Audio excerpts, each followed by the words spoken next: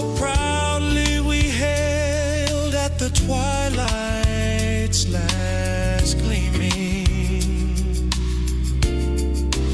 whose broad stripes and bright stars through the perilous line o'er the ramparts we watched were so gallantly streaming, and the rockets' red glare, the bombs bursting in air, gave proof through the night that our flag was still there. Oh, say, does that star-spangled banner yet wave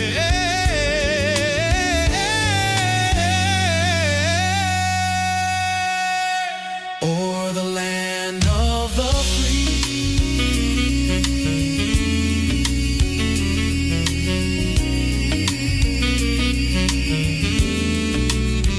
and the home of the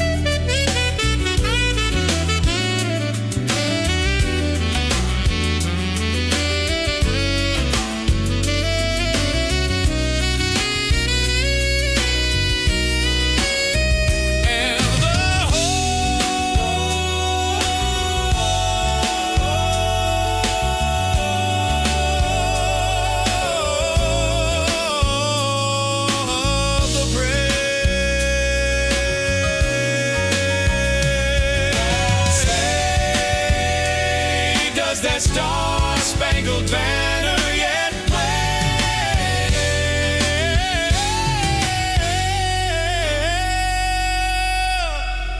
o'er the land of the free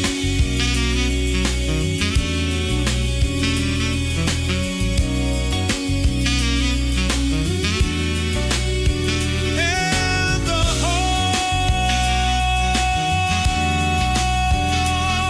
of the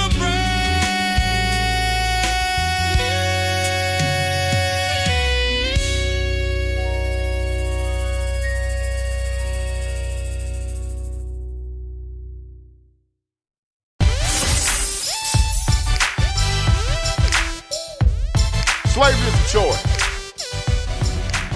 Now, some people tell you that freedom is a choice.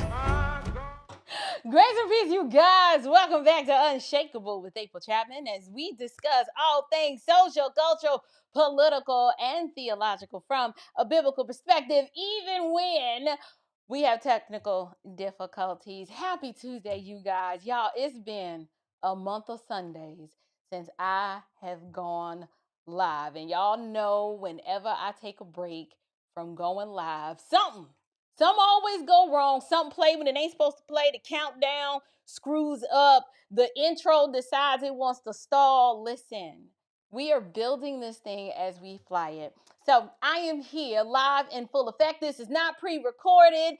You are witnessing Unshakable with April live. So welcome to the live stream. I am feeling great today, you guys. And as you can see, the thumbnail has changed. Okay, so this is what had happened. Okay, the breaking news story of the day was supposed to be the Fury. Okay, the Fury was supposed to hit Iran at 8 p.m. tonight. But see, what had happened was, and I'm not gonna lie, I'm not necessarily happy that things have shifted and gone in a completely different direction, because I had planned a whole show. We were gonna start the show at 7:45. And then I was going to talk about the whole Strait of Hormuz, why it's not open, what does this mean for America, why Iran keeps playing stupid games and how they were about to win stupid prizes. And then in the ninth hour, Donald Trump puts on Truth Social that everything's on pause right now for 2 more weeks. I said, see, listen, we can't keep playing these kinds of games, okay? This is emotionally taxing for me. I have opinions about this occupation. I don't really want to call it a war yet because a war implies that there are two parties at odds with one another. And we've pretty much decimated much of the infrastructure over there in Iran. And we've got them back. Their backs are against the wall. But for me, it's not enough. Okay, there's been 49 years of us living under the tyranny of this nation and the threat of death to America. Okay, and I was expecting for Iran to do one of two things: either before 8 o'clock, say, we done, we can't do no more, we're gonna open it, or Trump to basically flatten the whole area. And I know y'all are like, good grief, April, that is so harsh. Listen, we don't negotiate with tyrants. We need to display strength. And the goal was to do this peacefully, but you can't negotiate with terrorists. Tyrants only understand one language, and that is tyranny. And so, my plans of covering the Operation Epic Fury tonight and giving you guys the latest update, like I was gonna go live at 7:45, and at 8:01 we was about to see something, but it's nothing to see. Okay, it's nothing to see. You got about 2 weeks until they figure out what they gonna do, and we will see what happens. So I decided, I said, well, let's talk about something else that's kind of been in the algorithm, but not really because I'm super late. To bring y'all up to speed, I was out of town. I was gone all last week.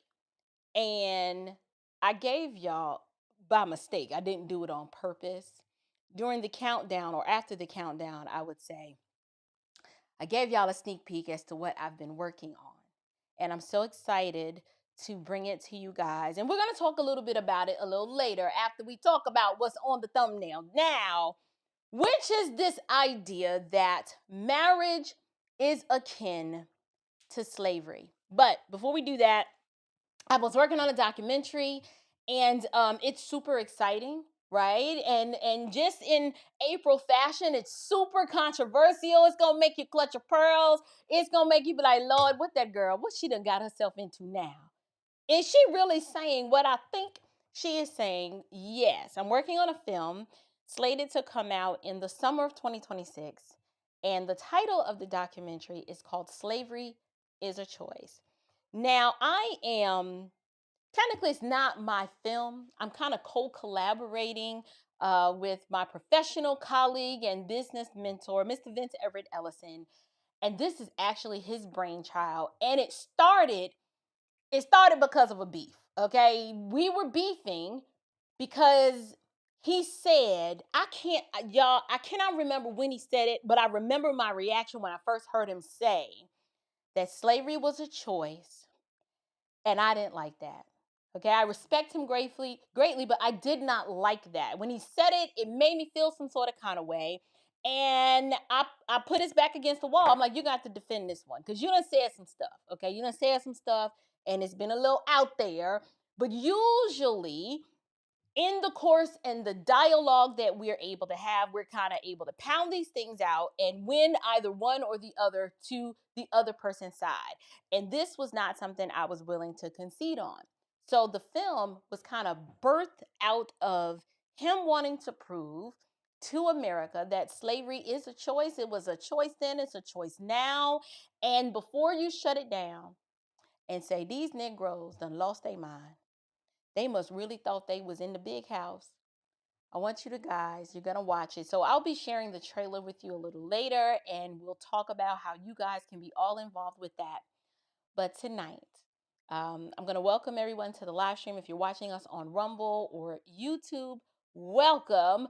But today we're going to talk about Leslie Jones. Yes, we are. We're going to talk about her, and we're going to talk about this feministic bent that is behind the statement that she recently said that has caused her to experience a boatload of backlash. So let me monitor the chat. We got one super chat. Let me go on and grab that from all my hoes. Demonetized. Thank you so much for your super chat tonight. Hey, April, nice seeing you. I've missed you guys too. Thank you so much for supporting the show, and thank you for your super chat. I greatly appreciate it. We're gonna talk about, like I said, Leslie Jones. So if you're not familiar with who she is, Leslie Jones is a Black American comedian. And she has recently come under a lot of scrutiny for statements that she made that are absolutely feministic in nature, but in my opinion, are quite troubling and destructive. So y'all know me. I'm a devoted family builder, right? I'm married, I got the kids, I'm all about family. I'm trying to unite and create more Black families, and so we can have more Black babies. I love the white babies too. I want y'all to have some kids too. Trust me. It is all about all God's creation doing what God commands us to do, which is be fruitful and multiply and fill the earth and raise disciples and have all these wonderful image bearers and healthy marriages that reflect Christ's love for the church. And it's just a beautiful picture. But I wanted to cover Leslie's statements where she said that marriage was like slavery. We're going to talk about feminism and strength and the whole dating conundrum and marriage, and why so many modern women, in my opinion, they've confused being accomplished, right, with being relationally healthy. If you notice the way a lot of modern women speak about relationships, they lead with all of the things that aren't really the key components that make a relationship healthy.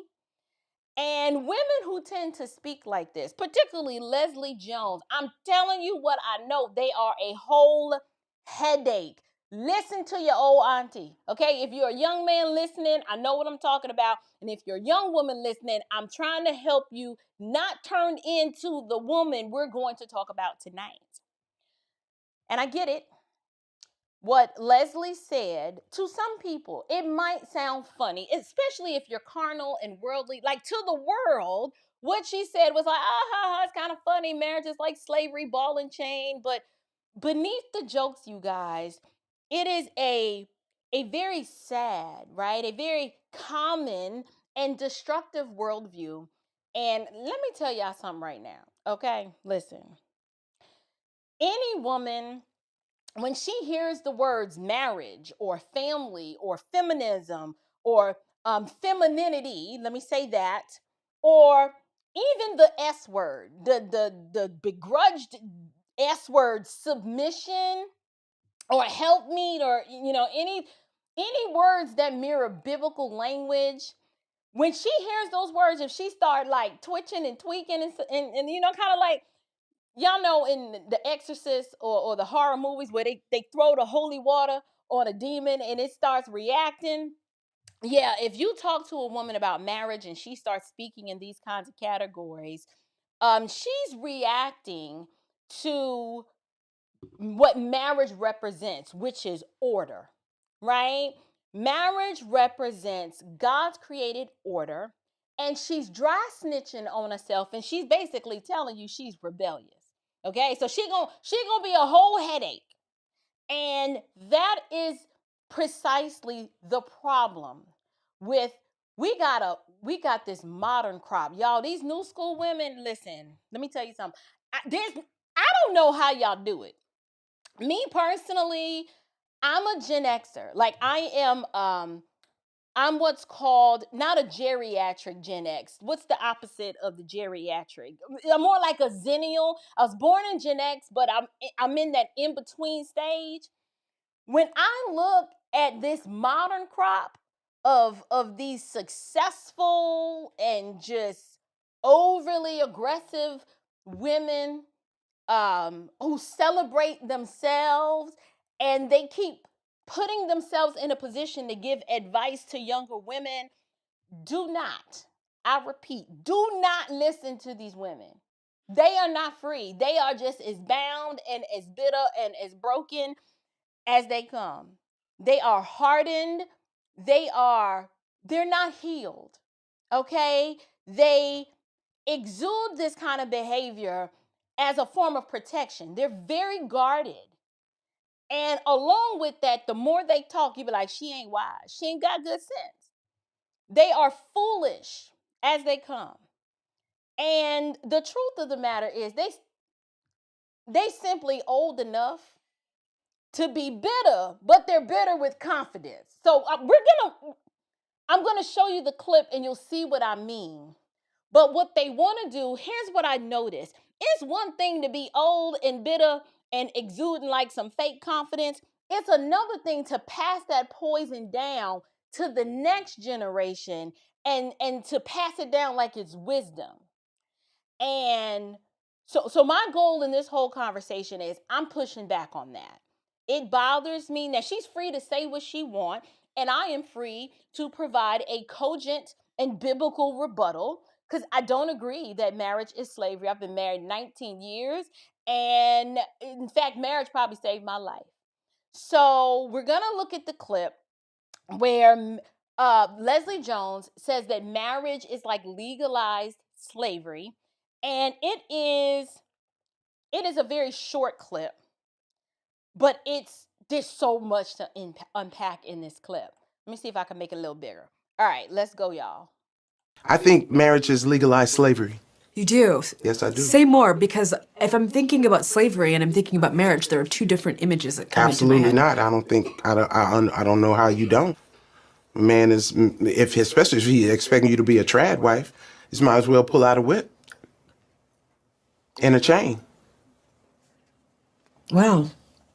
So there are young people watching who might be wanting to get married. What would you say to them? Don't. Don't get married. No. Okay.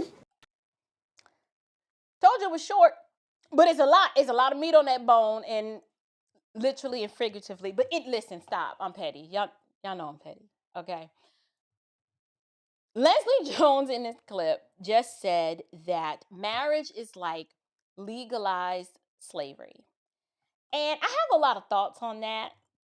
And she qualified it by saying, especially if like you're going to be a trad wife, or if he wants you to be a trad wife. And just for the uninitiated, a trad wife is a short, it's short for traditional wife. Basically what the Bible say, right? Like you just do what you're supposed to do. You submit to your one flesh partner as unto the Lord.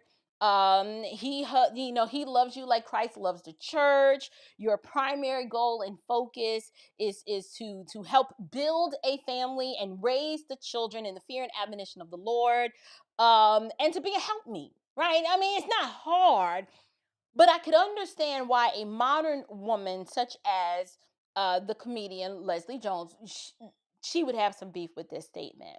Now, to be fair, y'all know I don't hold my tongue for anyone. When I first saw this clip, y'all, my first thought was that, look, Leslie, now, I believe that there's a pot for every lid, right? That's a little saying that means no matter how tall or short, big or skinny, no matter what your existential realities might be, there's a pot for every lid. But this particular pot, I said, it's gonna be hard for her to find a lid, and that this pot was in no danger of anyone asking for her hand, foot, pinky, toe, or ankle in marriage. Not because of the external, but there are some significant character issues and behavioral characteristics that just bar her entry from that union. And I know that's harsh, but it's just a fact, okay? You can take that however you want. I'm just telling you like it is. I'm telling the truth, okay? Now, when Leslie likens marriage to slavery, what you guys are hearing is a full philosophy of secular humanistic womanhood, right? Like, you can say this loud and boldly and talk about how strong you are and how successful you are, how you don't need a man and marriage is like slavery. I mean, listen, when I hear her speak, I hear bitterness and brokenness. And this is the result of a series of just bad information and bad decisions that, in my opinion, has led her to this life of misery. To now, the world, when they hear this, they see a woman that's like, oh, she's so bold and fearless. But to me, I'm like, this sounds like a woman who's basically just learned how to survive, but she doesn't have a clue on how to be a wife. And in fact, there's another clip. I didn't have time to pull it. I told y'all we decided to do this show at the last minute. We're supposed to be talking about Trump raining fury on Iran, but now we're here. There's this other clip where she emphatically states that her father did not raise her to be a wife. And I said, dang, I said, that is very, very sad. But honestly, it is very common. And I'm coming from the vantage point that, sure, one or both parents can raise a daughter to be a survivor. The world is harsh and cruel and cold. And being in survival mode, yes, it will help you to do a lot of things. You can build a career. It'll help you get the applause and the approval of the crowd, right? It can, like her, help you dominate a stage. But those survival skills, that survival mode, it will absolutely destroy any chance of you having a sustaining or healthy relationship with a man. I'm just telling you the truth. Survival mode makes everything feel like a threat. So if you're a woman and you're in survival mode, softness is going to make you feel safe because you like, I'm out here bobbing and weaving, just trying to survive. So the concept of being a wife and being the weaker vessel and being loved like Christ loves the church and all those things, I could see why male leadership would feel like control. You don't have a concept of what life is like on these sides of the marriage streets.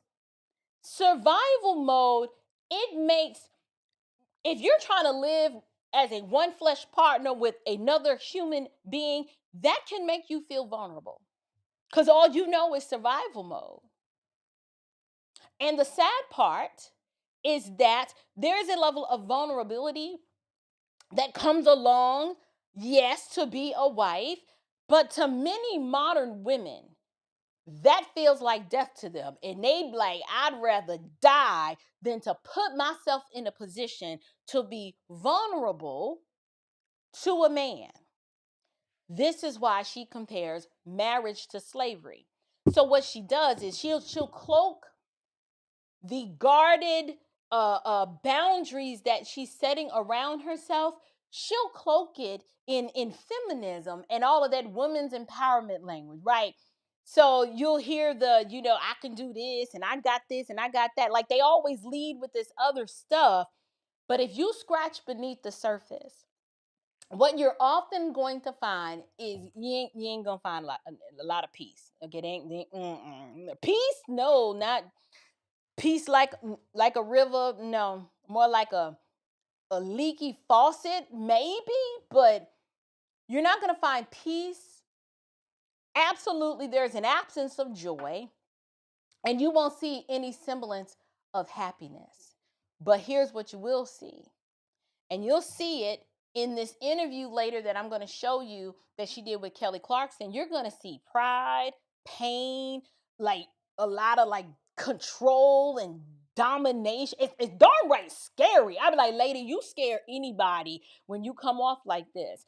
She's incredibly suspicious. And it's all of this emotional self-protection. And let me be clear, because when I talk like this, a lot of people hear what they want to hear.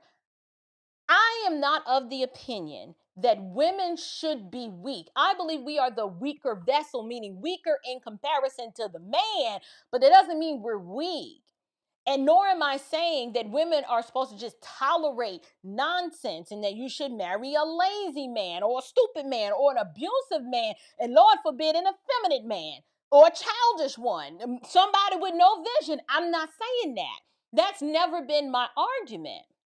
But what I am saying is that when a woman, when she becomes so self-contained, right? So self-exalting and rigid and suspicious and just committed to all of this self-rule that she can't even honor the categories of male and female. Like, these are category distinctions that God made. This is not a human construct. When you find a woman like that, that's not a woman that is strong. She's just rebellious. That's it. That's it.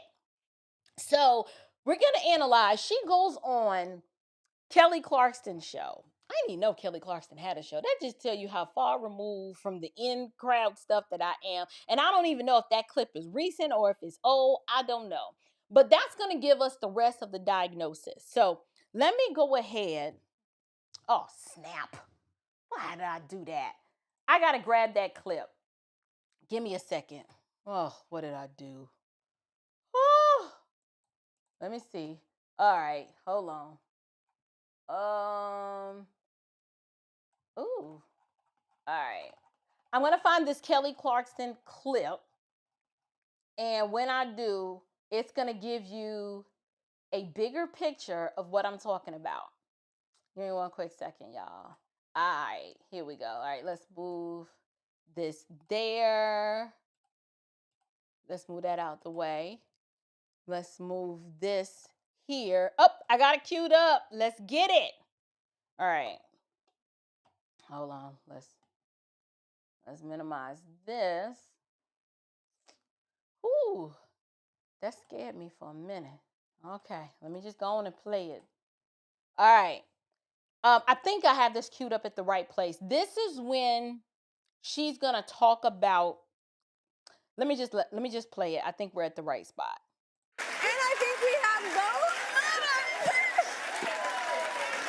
Let me Find it.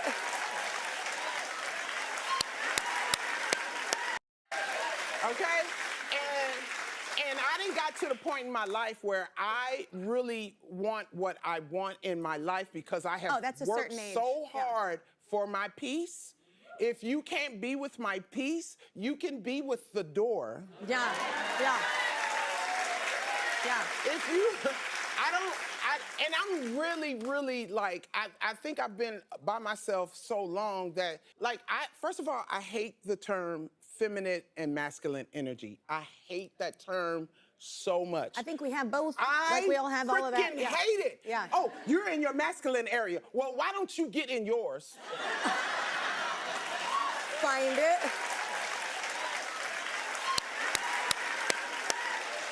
And I think we have those. Y'all, she's scary as heck. I'm sorry. I'm sick of it. I'm sick of men telling me, oh, wait, you know, you hardcore. Yes, I am. I am. Can you handle it? Oh, well, Yeah. what you bringing to the table? I am the table.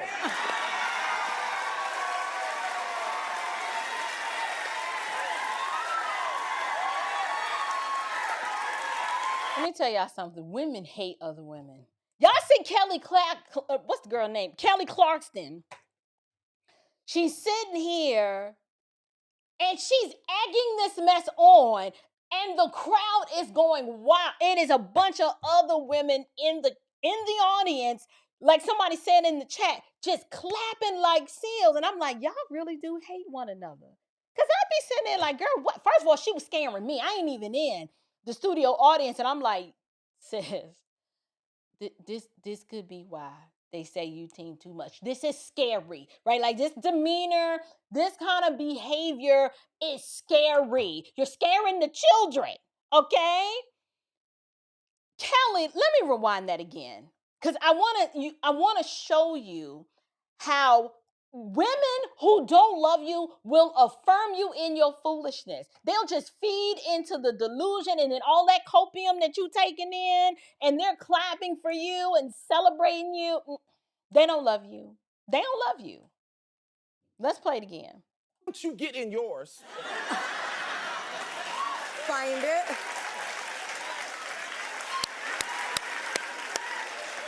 And I think we have those. I'm sick of it. I'm sick of men telling me, oh, well, you know, you hardcore. Yes, I am. I am. Can you handle it? Oh, well. Right, so she asked, can you handle it? I mean, what are you, a dragon? Handle? She says here, I am the table. And I'm like, let's talk about that for a moment. Because that line, I am the table, I'm sitting here like, child, listen. That line, I've heard it a lot, but it has become one of the most favorite mantras of these rebellious, modern, feministic minded women. They say, I am the table. And I'm sitting here like, no, ma'am, you are not the table. Like, men are looking, they're looking to build, they're looking to build with someone, but they're not looking to build anything with a woman who thinks like this. A woman that's wife material, she brings to a man the tools to help him build a family that he'll want to protect and provide for. But you come out the gate talking about, I am the table. Okay, well, who else is sitting at your table? Because right now you look like you sitting at the table by yourself. I'm just saying. A woman who brings the tools to the table, she brings the necessary tools, all of the different components to help that man build a family that he'll want to protect and provide for. You won't have to make him do these things. When you are who you're supposed to be, not literally the woman, she told her herself, she's like, I'm tired of men telling me that I'm team too much or I'm too this. And I'm like, ma'am, they're telling you the problem. But you're so self-centered and you lack the self-awareness to know they're telling you what the problem is. And you're like, yes, I am. It's like, all right, well, go and sit at this table by yourself, okay? Instead of you trying to be the table, the woman is supposed to bring the type of tools to the table that help build a peaceful home environment. And the purpose of the peaceful home environment is to support his leadership and to secure a lineage for the both of you. But these brain dead dingbats on here, all the ones clapping in the audience, they don't understand that. And they don't understand that it is not about you. Everything she talked about was about her. Because I'm my peace and what I need. And, that's it. Saying that you are the table is not the flex that you think it is. It's not. Because what that statement reveals, it's not what you think, like it's just self-confidence. It's not self-confidence. When you say that, that's not what you're exuding. What you're doing is it reveals a very warped worldview that says, I am not entering into a one flesh union or a marriage as a helper. I'm not entering this union as his companion. I'm not in it to build, right? I'm entering the relationship as the center. That's what I am the table is saying. I mean, I don't know about you. If you got a dining room, like my dining room table is like the showpiece in the house. We keep it decorated and nice. I mean, we went all out. We were like, okay, we got to pick the chairs, and I need my centerpiece, and I need my table runner, and my candles, and my napkin rings. I mean, it's the bee's knees. It's the table. But when you say that you're the table, you're basically saying, I'm already the whole operation. I'm already the institution. I'm the prize. I know y'all think y'all the prize. Oh, well, somebody got to tell you, okay? Because the men been trying to tell you, and y'all don't want to hear them. But when you say that, you're basically telling the man that he needs to come and audition for a role in your kingdom. And I'm like, newsflash, boo-boo, that's a recipe for how you end up by yourself and definitely not in a marriage. That's not even a marriage. Like, that's some narcissistic negotiation. So when she says like marriage is like slavery, it's because she doesn't understand what marriage is. Marriage is not two sovereign egos narcissistically standing across from each other saying, you need to convince me why I should let you into my empire. No, that's not a marriage. A marriage is a covenant that is built on order and roles. He has a role, you have a role. It's one man and one woman living in this bona fide state of matrimony where they are one flesh under the authority of God. And when God ordained the institution of marriage in Genesis, he made it clear, listen, it ain't good for man to be alone. Okay, so I got to do something.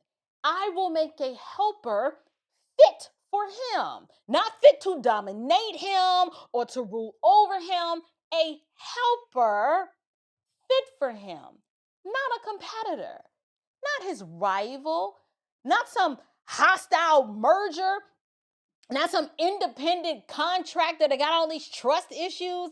No, it's a helper fit for him. But the modern woman can't understand that because they like help. See, it's all about them. They don't have a concept of what help means. And so then when Genesis goes on and God through the prophet Moses is solidifying this institution and says, therefore, a man shall leave his father and mother and cleave, hold fast to his wife. Something happens, the two become one flesh. It ain't two brands. Okay, it's not two isolated individuals that cosplay intimacy from time to time. It's one flesh. And the concept of that one flesh union, it requires both parties to die to self. You got to die. Okay, so marriage is the most sanctifying institution ever. You got to be humble. It requires humility. It requires making room. You got to make room in your life for this other person that is just as sinful and fallen as wicked as you are.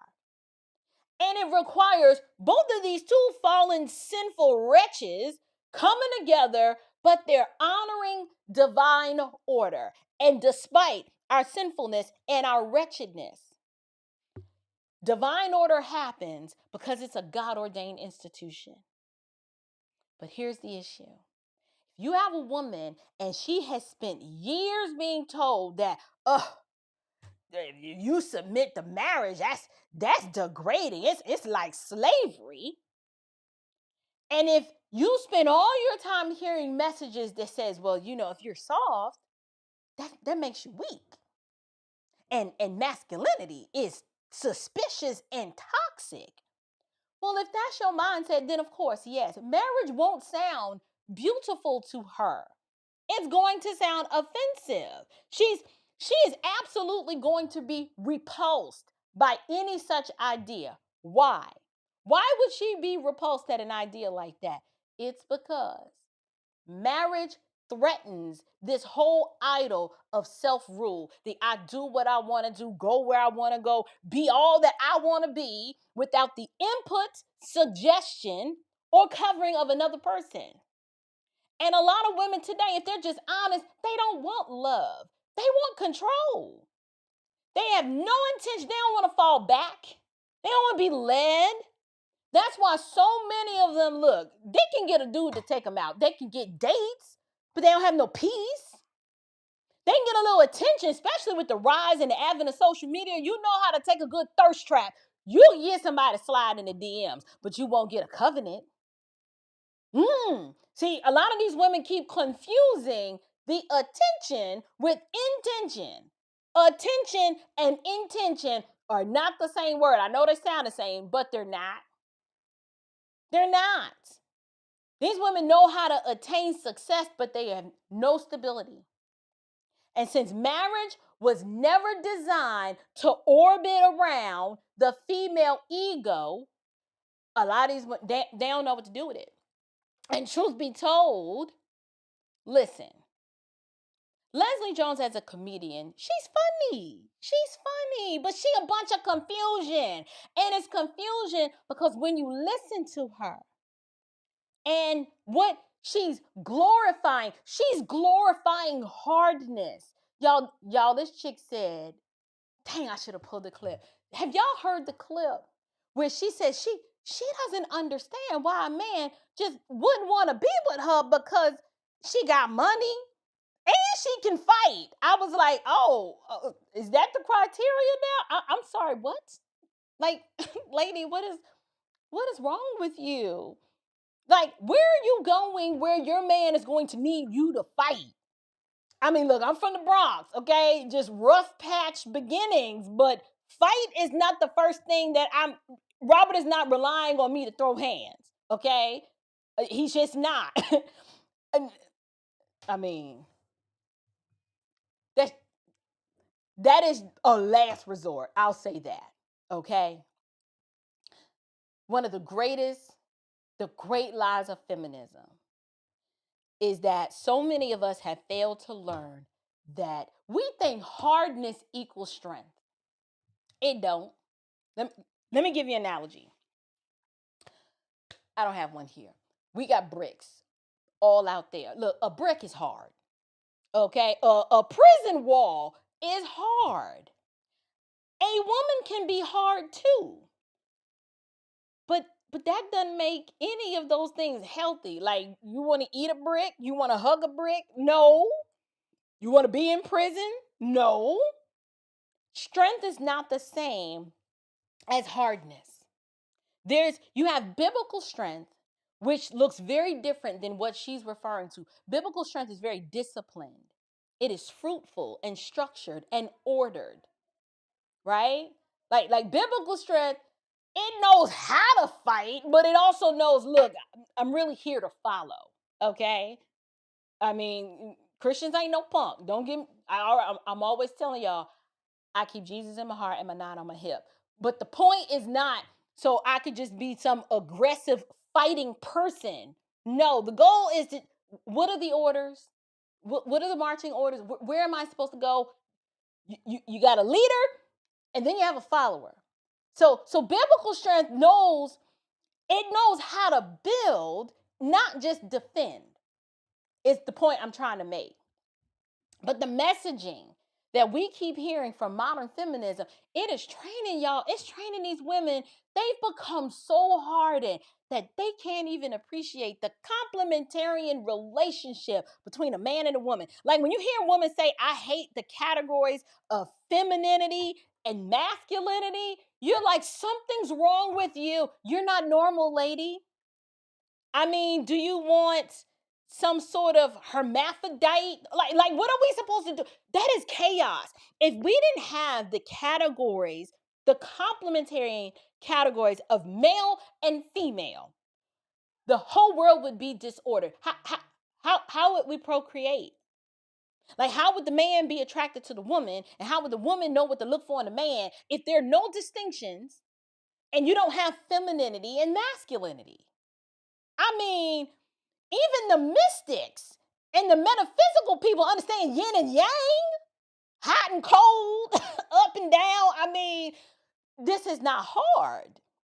But women like this, to them, everything is a competition. Everything becomes, it's a test. Everything's suspicion. Everything becomes, can you handle me? And I'm like, only things out of control need to be handled. I mean, are you a race car with a horsepower that's just excessive? What do you mean handle you? Are you a wild banshee? Or are you an animal that's out in the wild? You need to be handled. The question is not whether somebody can handle you. The question is whether you've become so emotionally just overbuilt and oppositional, and dare I say masculine in your temperament, that you're so committed to your own autonomy, doing what you want to do, that you're no longer fit for the kind of union that God designed. So it don't fit to you. You don't like the masculine and the feminine because it's a foreign concept. Completely foreign. You don't know what to do with that. That's why you like, can you handle me? Because you wild and rebellious and out of control. And that's why you a whole headache. That's why. And the men keep telling you, but they don't want this and they don't want that. And you just like, yes, I am. I saw somebody in the live chat say, y'all don't see that demon manifested. It's a little scary. I'm with you. I am so there with you. The woman scares me. She's scaring children too. Okay. The point I was gonna make though, before y'all know I get sidetracked easily. What I was gonna say was that a woman you can have a bold personality. That's not what this is. Look, I'm an out there kind of person. No one who has ever met me was like, oh, she's just so demure and she's just so quiet. And, that's not me. Y'all know me. Y'all see me out here every week, right? I'm funny, or at least I think I am. Very direct, right? Women can be gifted and do a whole lot of things. And dare I say, lead in certain contexts. I put heavy restrictions on the lead part. That's just me. I don't prefer women as particular. I got a lot of restrictions. Like in our perimenopausal years, yeah, don't put them in charge. We not well. Okay, maybe after or before. But once they start trekking to 40, it's like, yeah, we're going to move and shift you into another role that's not going to require a whole lot of decision making, and that if logic is needed, yeah, you can't do this. That's why I would never vote for a woman president. One, you have to be at least 35 to run.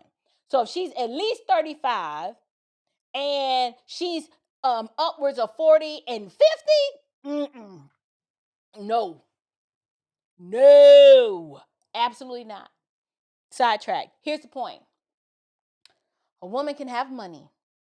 No one's saying that. You can be successful. Those inherently are not the problem.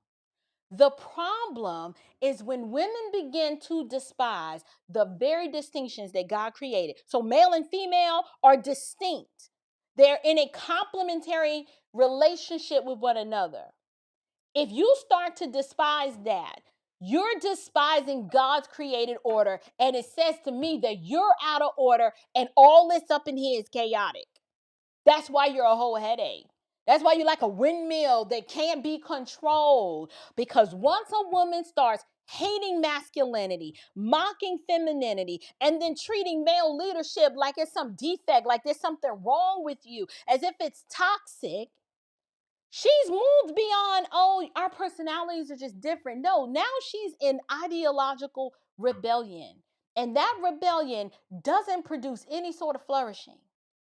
All you get with that is friction, loneliness, and then eventually all of that bitterness, it dresses up and puts on a costume. And it's like, well, I respect myself too much to settle. That's the new thing. I'm not going to settle. And we're like, Leslie, I don't think settling's the issue. If we're gonna have an honest discussion about what the problem may be, settling ain't it. It's not. But let me circle back. She made the original comment. Hold on, y'all. Robin called it. She bitter. Listen, we done seen this. These women come a dime a dozen. They are old aunties. We've seen them just destroy, and the wreckage is out. We've seen it. We know these women. But her original statement that marriage was like legalized slavery, I gotta push back on that. I'm like, no. You know what is slavery? Sin is slavery. Just bondage to it. When you're rebellious, that's like slavery. Bitterness is slavery. All that pride and ego, slavery. Your old feministic worldview, feminism is slavery. There's no protection from a man because they running from you if you're a feminist and you are a slave to the labor market. You're just a slave to so many things. Feminism is such a harmful, toxic lie. Feminism is slavery. Self-worship, that's slavery. All this sexual chaos, that's a result of the feminism. That is slavery, which circles back to sin being slavery. And then the consequences of all of that I just mentioned, emotional isolation. That's like slavery too. But marriage, nah, marriage is not slavery. Marriage is a covenant that God created it to give societies structure, to be fruitful and multiply and fill the earth, and to be a reflection of what Christ's love for the church looks like. That's why the church is called the bride of Christ. Marriage is ordered after that. And with it comes responsibility and duty and companionship and all of this a fruitfulness that comes from a healthy marriage. And marriage is the primary institution that God created for humans to flourish. So to say that it's like slavery is to literally poo-poo on what God, his created order. And you're basically saying that God made a mistake and that you know better than him. And I'm like, the whole ideology behind her statement, it is an anti-God statement, and it deserves to be called out for the wickedness that it is. That's why I can see why some people were like, she got a demon. I mean, because she's aggressive with it. She's like, it's like slavery. And when the young lady asked her, well, what advice would you give to young women? She was like, don't get married. And I'm like, I don't think she's ever experienced the institution of marriage. But if you're listening to her, when you compare marriage to slavery, you're doing more than just exaggerating or being hyperbolic. You are morally inverting the truth of what God has spoken, and you're inverting reality. Because the institution of slavery, it strips a person of their personhood. Now, if you volunteer to be a slave, that's different. But involuntary servitude, and you're treated like a piece of property, you're stripped of your personhood. But in a biblical marriage, personhood is dignified. How do we know this? Because Christ commands the husband to love the wife as he loved the church, and he gave himself up. Who does that? In a slave master relationship, the master is not giving himself up for his slave. That does not happen. Slavery reeks of coercion, whereas marriage is this covenant that we don't enter into lightly. We just don't. But slavery treats humans like their property, whereas marriage, as God designed it and as how God defines it, the husband treats the wife as a fellow image bearer under God, and he recognizes that they have distinct roles, duties, and obligations. What she's describing is not, I don't know what she's describing. And if she's in Hollywood, she has no concept of what a traditional marriage would be. But I don't know about y'all, but I prefer to take my cues from Ephesians 5. This is why scripture, listen, sin makes you stupid, but scripture will always set you straight. Listen, the Bible does not tell husbands to enslave their wives. It doesn't tell the husband to be harsh or cruel to their wives. No, in fact, it says the opposite.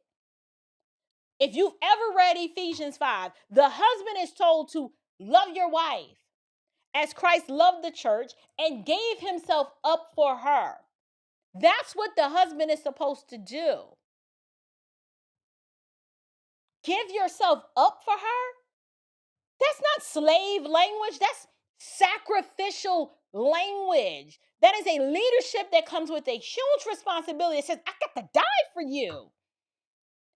And women, we're honest, we're like, whoo, thank goodness it doesn't command me to do that, because we're built different. We're just built different. We're told to submit, but die. And we're like, I don't know about that part. I don't know. See the sinfulness in a female, we're just like, ooh, that's a lot. We're like, that's a lot. Listen, I get it. The point is, marriage, the way the Bible defines it, that is not tyranny. Why? A man doesn't hate his own flesh.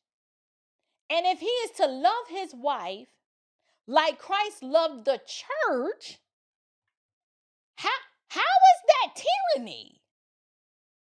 He's giving himself up for it. That means the wife is to be cherished like his own body. We're not punching bags, nor should we be the object of harsh and cruel wrath. And yes, the Bible also talks about in Ephesians 5 what we're supposed to do. Wives are supposed to submit to your own husband, right? You submit to your husband as unto the Lord. Why?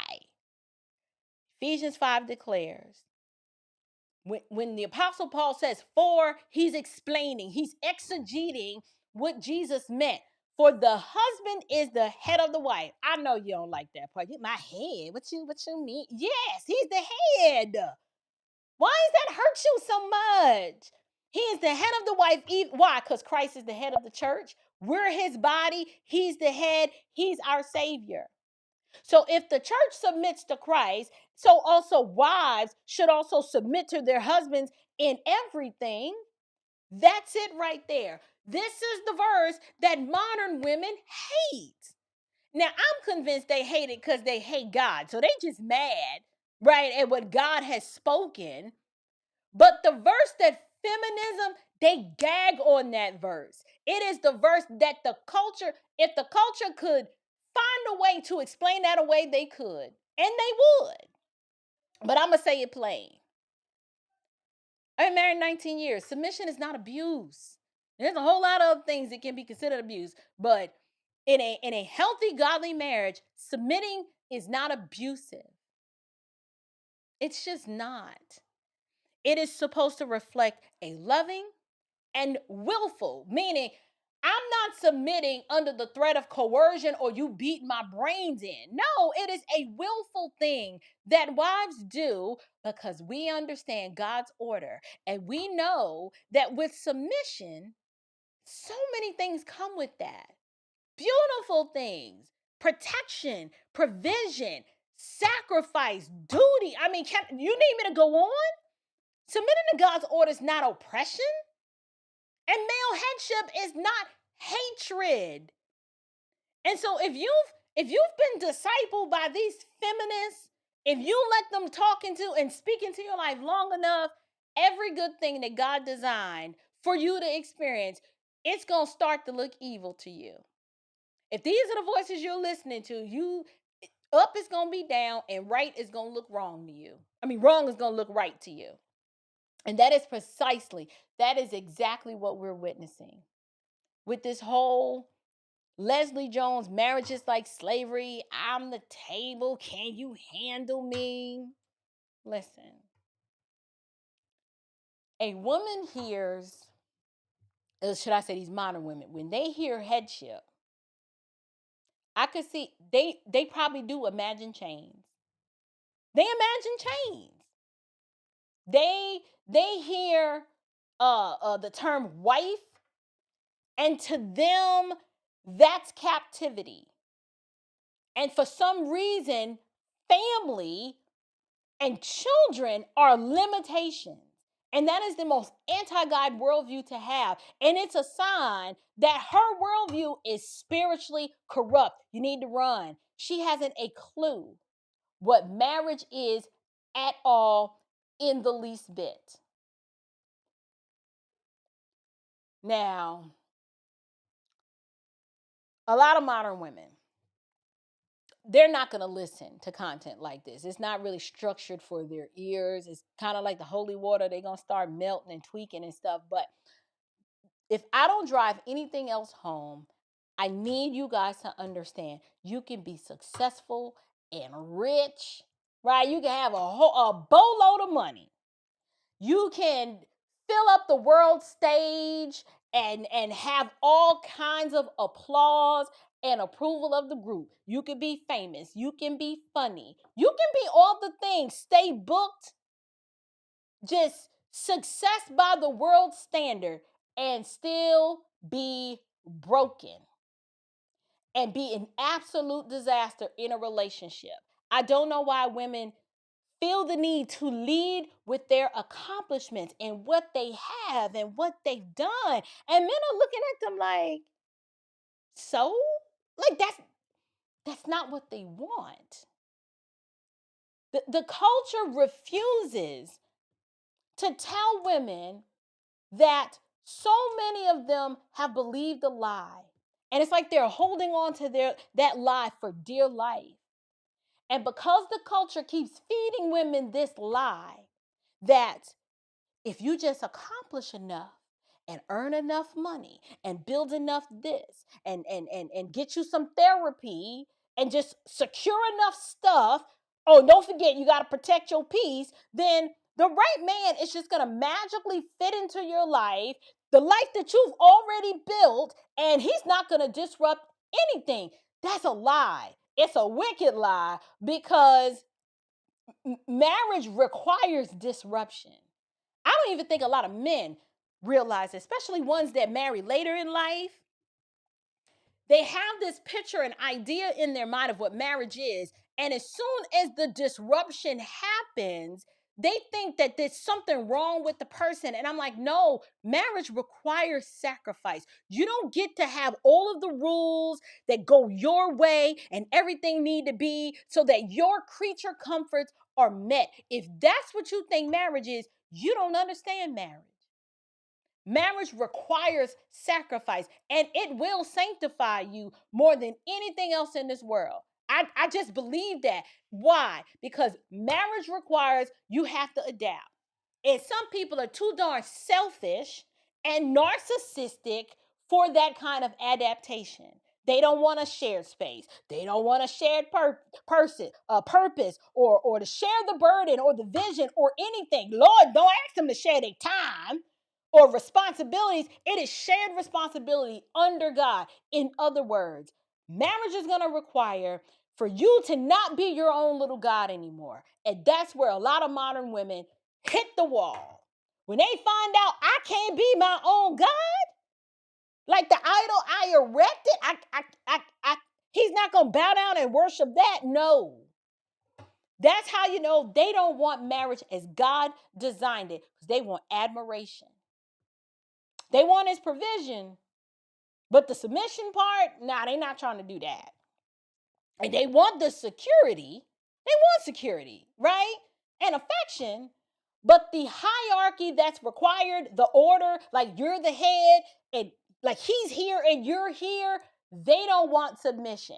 They hate male authority. They don't want to yield. They definitely don't want to follow. They just want the fruit of marriage without the form of it.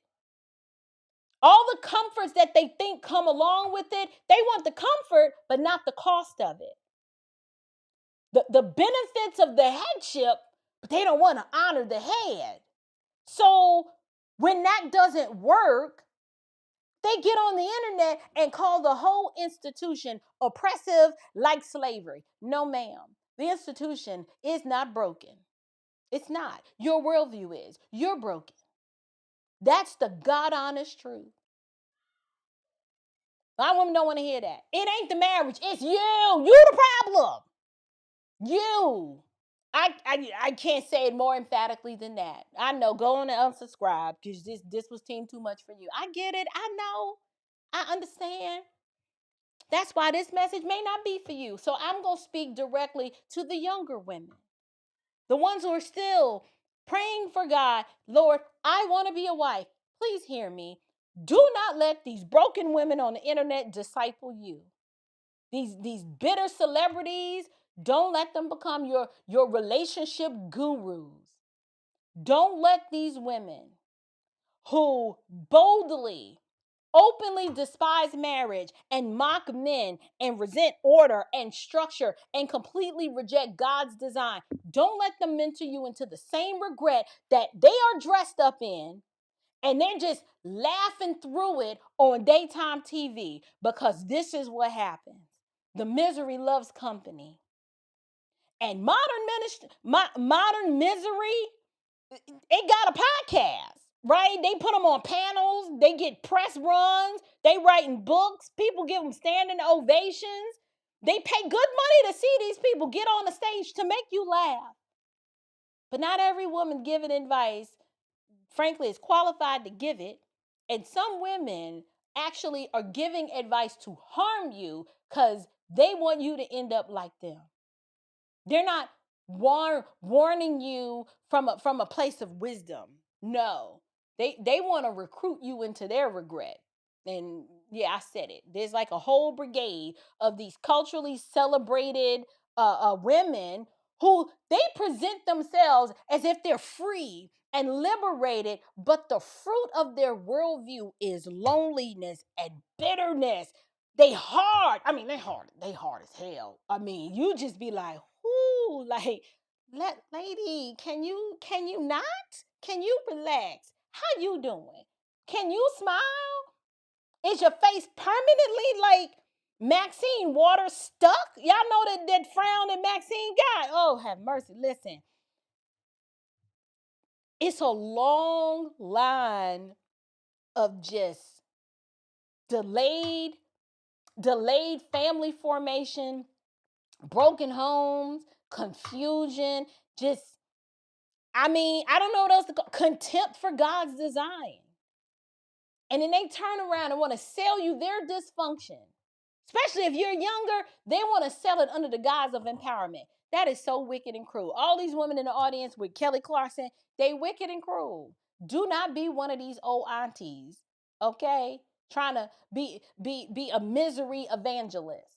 Learn from their rebellion and just do the opposite. If you see a woman who she got a whole lot of money, but she ain't got no peace. She famous, but no family. She get a lot of attention, but there's no covenant relationship that she's ever entered in. She got all these opinions, but no order in her life. Don't envy that. Don't envy that. Just pray for her, but do not copy her, because the end of that road, it is not freedom. It is a whole lot of isolation. And if you're on the other side of this and you've lived it and made the mistakes, you should love a younger woman enough to be like, don't do this. Don't sign up for this. I made a lot of mistakes. And if I could go back and do it different, I would do X, Y, Z, 1, 2, 3, this, that, and the third. So that's why I am. I mean, Oprah got a whole lot of money, but now she just got that Ozempic big head and that little body. Have mercy. I mean, maybe Stedman like it. I don't know. I can't keep up with these people. Let me get this other super chat. Flag on the play. Flag on the plate. You better run. Listen to Lamont. He's telling you what he know.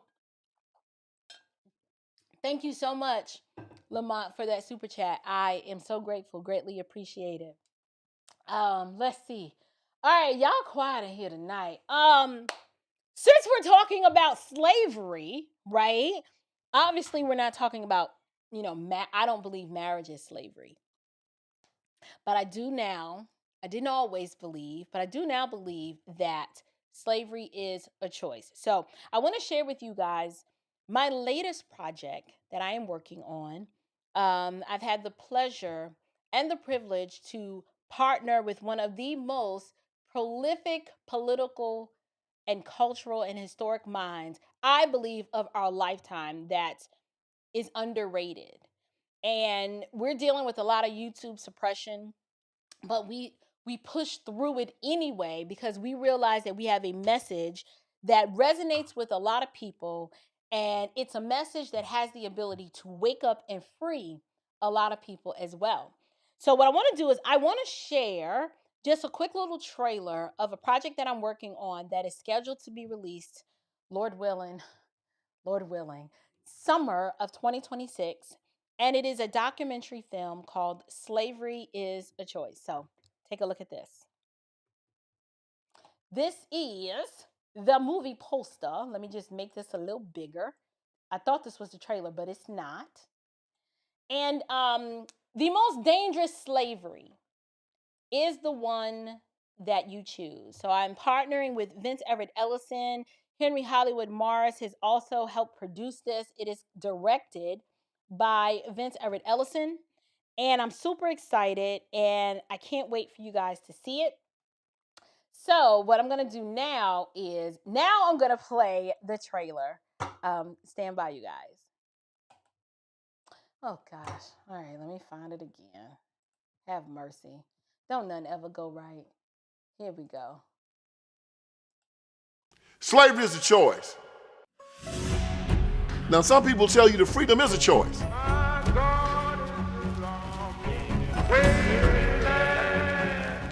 Well, if freedom is a choice, how can slavery not be one? There are people in America right now who want you to believe that you have no choice when it comes to slavery. They want you to look at your past, and they want you to believe that your ancestors had no choice, therefore you have no choice. And if slavery was not a choice, how did 200,000 black people decide to take their freedom from their slave masters by running away or by killing them? Patrick Henry said, "Give me liberty or give me death." They understood the concepts of liberty.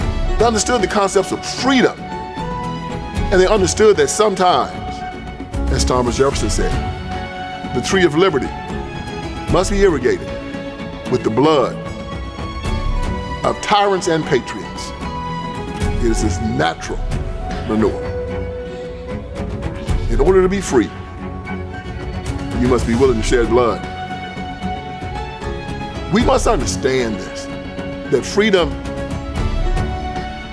is not something that someone gives you. It's something that you accept. And you tell the man who decides to try to take your freedom that this is a death fight. They want you to believe that someone has the power to make you submit to slavery. And submitting to slavery is a sin. One or two things are going to happen here. One thing is you're not going to leave with a slave. One of us is going to die.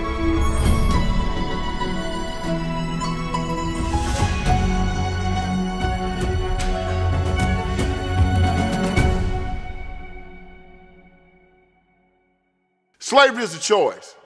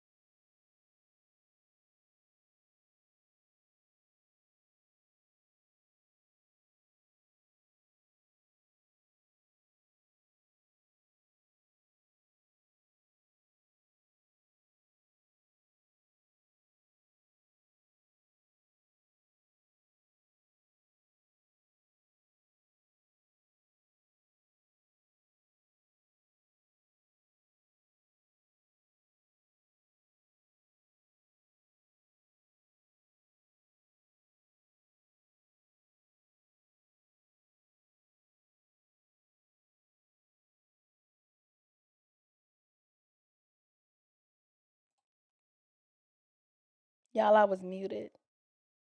Mm-mm. Yeah, I'm too old for YouTube.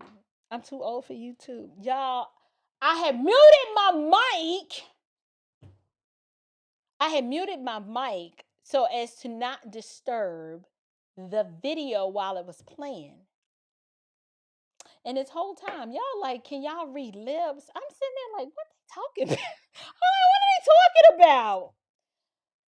Yes, I know. There was no audio. All right, let's try this again. Father, in the name. Somebody texting me now, like, girl, get your whole life together. All right, let's start over.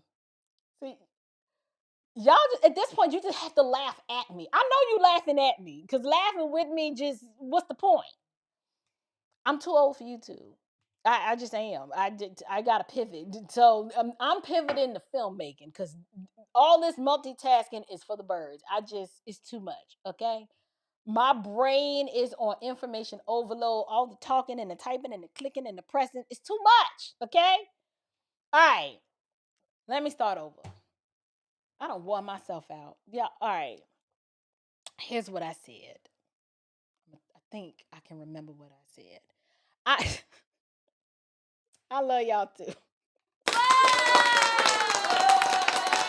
Y'all still here? Because I'd be like, oh, until she get her life together, I'll be back. Okay, ain't nobody about to sit here and listen to her talk or move her lips. We can't hear anything she's saying. Okay. All right. Now that was the trailer to the upcoming film that we're working on, and it is called Slavery is a Choice. And you guys, this film was birthed from, as I mentioned earlier in the show, it was hard for me at first because I didn't always believe this. And it was a huge source of contention for me. And like most of us, you kind of grow up and you hear the slave narratives and the story of the transatlantic slave trade and American chattel slavery. And you're just like, what do you mean? It was a choice. Like, I mean, like they stole them and then they brought them here and they worked for free against their will. Surely it was a choice. Well, this film seeks to dismantle that argument, and I really press the issue, and I force Vince with a myriad of rebuttals and stories and examples for him to demonstrate that slavery was a choice then, and it's still a choice now. You really have this tension of the comfort of slavery or the risk and unknown reward of pursuing freedom and liberty. Both of those are choices. And the question is, which one are you going to choose? And so we tell this story. If you saw at the end of the trailer, Mr. Ellison and his father are walking across a cotton field. And it's going to tell the story of triumph and adversity and just what is required to really pursue freedom, and not just pursue it, but to keep it, right? And so this was the first time I showed the trailer, and we have started a crowdfunding campaign. I spent the last week in Virginia, and then our next stop is in Memphis to finalize it. The goal is to release the film in the summer of 2026, Lord willing, provided the creek don't rise. But we have this crowdfunding campaign because both of us have built these audiences, and you guys have been incredibly loyal and supportive of the work that we're doing here. We realize that our worldviews are not popular and that they cut deep. Like sometimes some of the stuff we'd be like, what you say?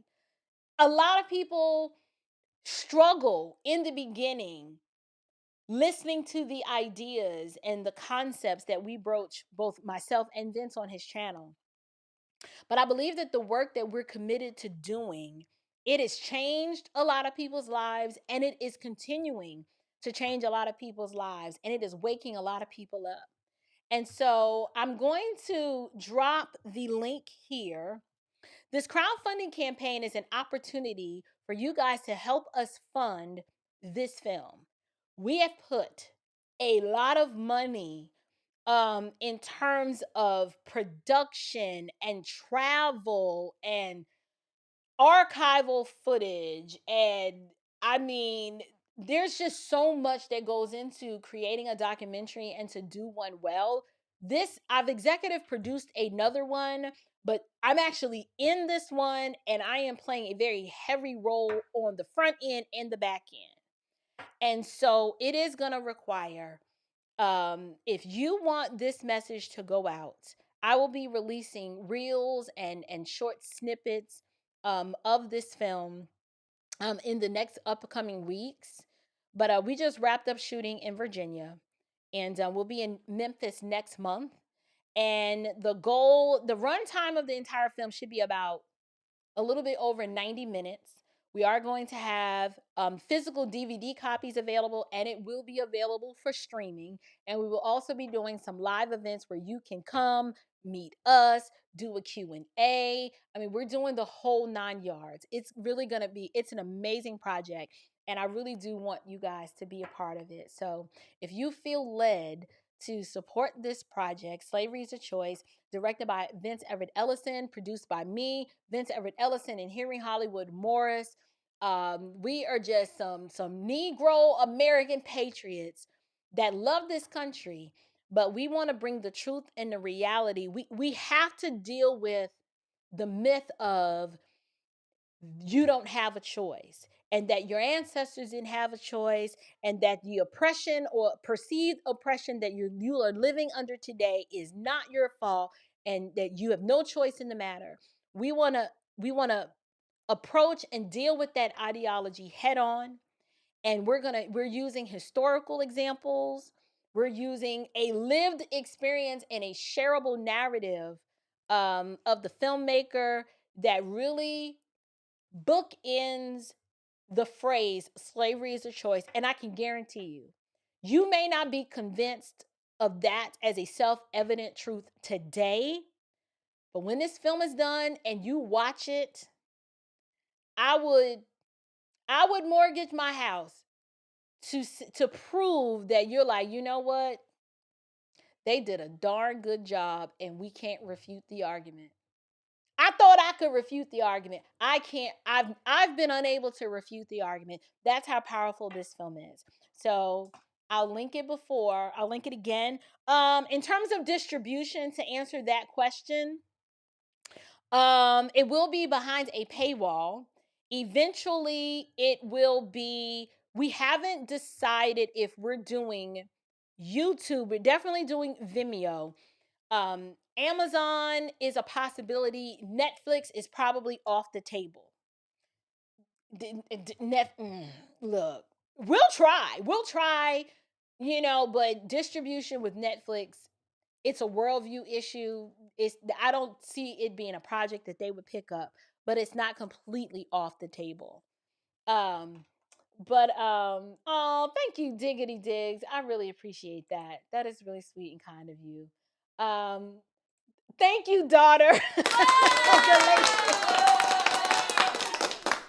April, you're muted. I know.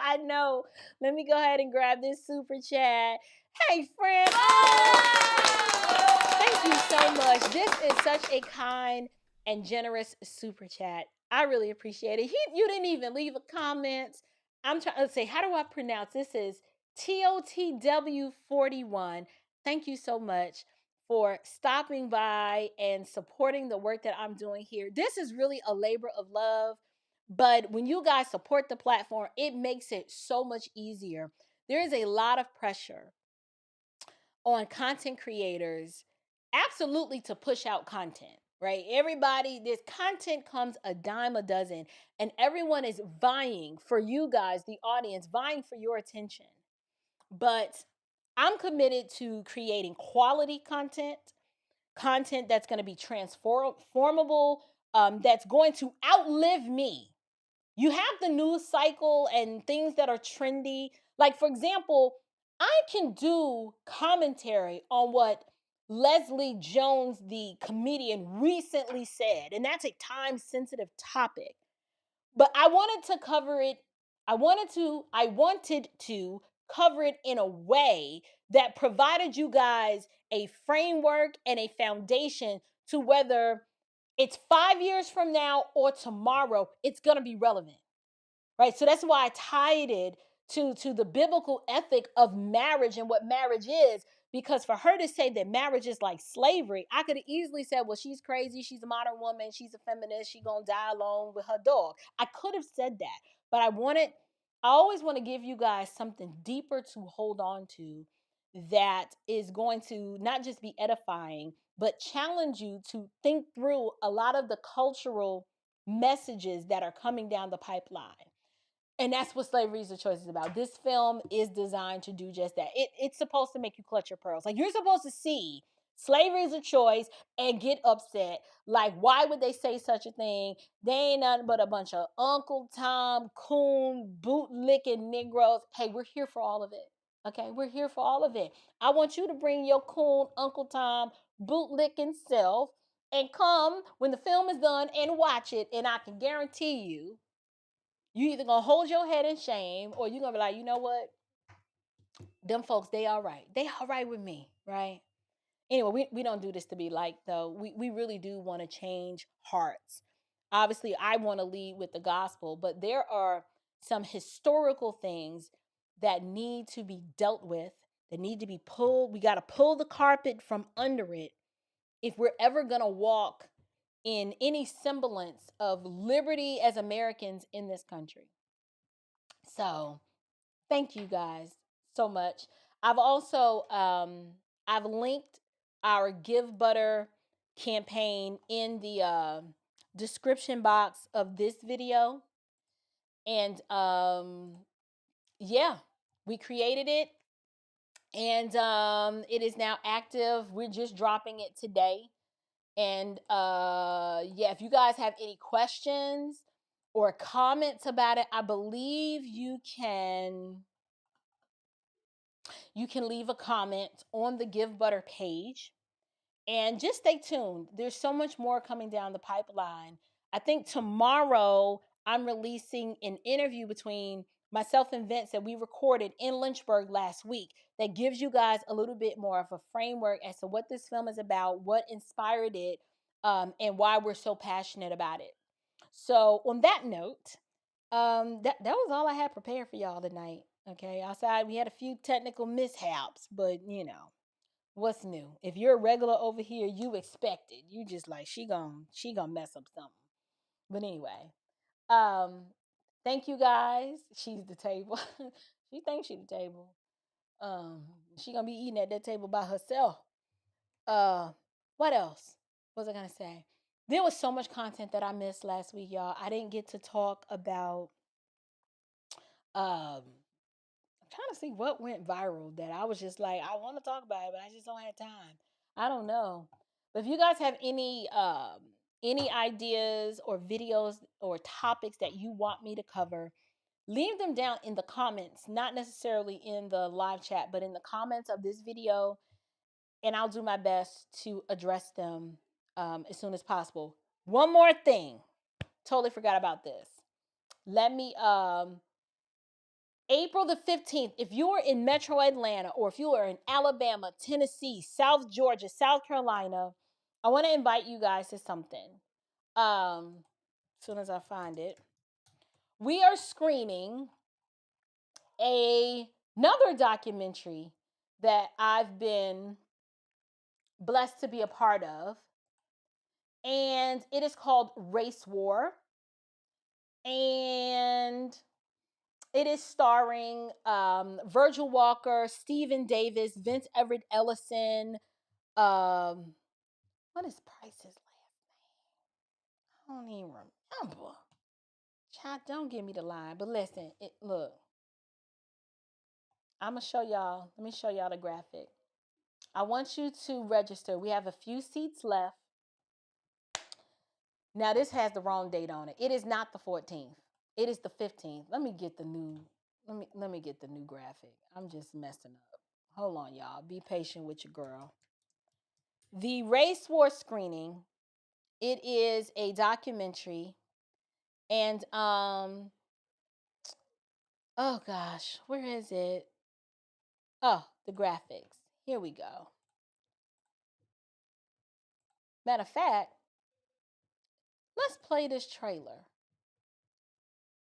Let me download it real quick. I'm gonna download it really quickly, and then this is the vertical one. Sorry about that. Hold on. Let's get it.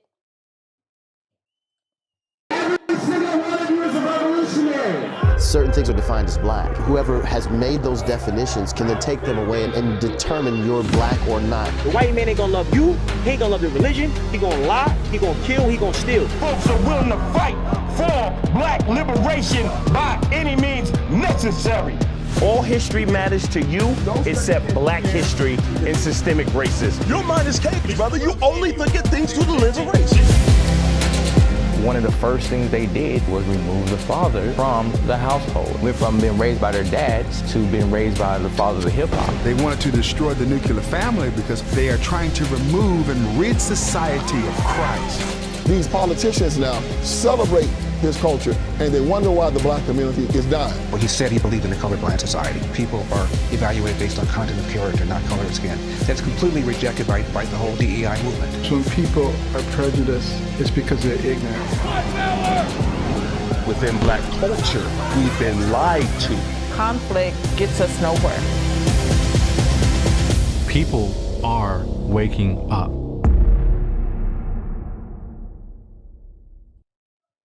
All right, so it is April 15th at the Spring Cinema and Tap House in Sandy Springs. And I am hoping that I'm going to see so many of you guys there. I'm going to be there, and me and all my friends are going to be there, and there's a Q&A at the end. It really is a great film. Now, I do not star in this film, but I did help behind the scenes during the shooting of Race War. I helped flesh out and formulate a lot of the questions that get answered in this documentary. So I kind of got my little documentarian feet wet a little bit in this film. It's been out for a good little while, but now we're actually doing the official Race War tour. And I saw someone say that they're going to the one in Columbus. Yes, the one in Columbus, Ohio is April the 20th, and the Atlanta one is on April the 15th. And I just put the link I did not. Yes, I did. I put the link right here for you to register. You need to register, because if you don't register, you can't get in. You can't just show up and decide on the 15th that you coming. No, you got to register. It's not very difficult, and it is free. So, but we just need to know you're coming. But it is April the 15th at the Spring Cinema and Tap House from 6 to 8. I thought it was 7. I think it was 7 o'clock. I sure was gonna be late. It's really at 6. All right, now y'all know how Atlanta traffic is, so you gotta prepare. I thought it was at 7, but it says it's at 6. So my bad. Let's fix that. Anyway, all right, you guys. Other than that, I wish they were coming to Dallas. Okay, they are going to Waco. They're going to Waco, Texas on the 23rd. But do not ask me geographically how far Waco is from Dallas, because Texas is big, y'all. I don't know. I don't know. I wish they were going. I thought they were going to go to Dallas too. Now I might have I was supposed to be planning an event in Dallas, but it was kind of up in the air. So I'll keep you posted about that. That's with the other film that I partnered on, and that was the MLK Motives Unmasked project with Chad O. Jackson. We still might be doing an event in Dallas, but I don't know. It's hard to tell. We will see. But if we do, you'll be the first one to find out about it. How about that? So anyway, listen. All right, you guys, it's getting late. It's 10:24. It's time to shut it down. I need to eat and get some rest. And I have no idea what I'll be releasing tomorrow, but it's taking me a while to get back in the swing of things. I mean, I was gone almost a week, y'all. And it is brutal. That travel schedule is brutal. It's a constant go, go, go, go, go. But God has kept me, and I have an amazing family that is super supportive, that has kept me grounded through all of it. So I'll see you guys in person at the Race War screening on April 15th at 6 o'clock in Sandy Springs. And until next time, don't forget, you guys, support the film Slavery is a Choice. I've linked it down in the description below. And it's also in the live, what do you call it? The live, the comments box thing. It's there too. So until next time, you guys, stand firm, stay bold, and above all else, stay unshakable. Grace and peace.